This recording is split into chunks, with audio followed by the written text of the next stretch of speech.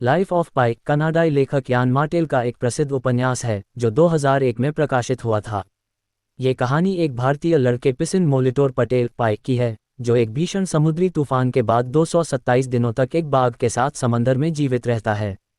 यह उपन्यास रोमांच, आध्यात्मिकता और अस्तित्व की लड़ाई को दर्शाता है। पाई भारत के पौंडीचेरी शहर में रहता है। उसका परिवार एक चिड़ियाघर चलाता है। वह बहुत जिज्ञासु लड़का होता है और हिंदू, ईसाई और इस्लाम तीनों धर्मों को एक साथ अपनाता है। उसे जानवरों और धार्मिक कहानियों में बहुत रुचि होती है।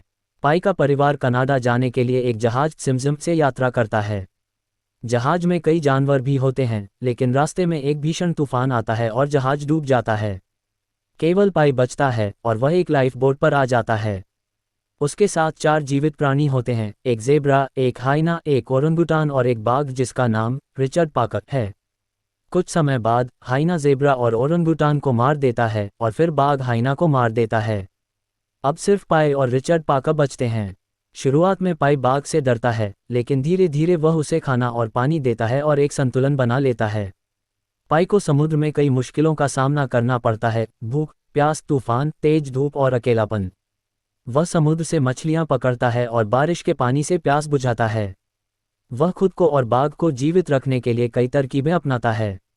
लंबे समय बाद पाई और बाघ एक रहस्यमयी द्वीप पर पहुंचते हैं, जहां अजीब पेड़ और मीठे पानी के तालाब होते हैं।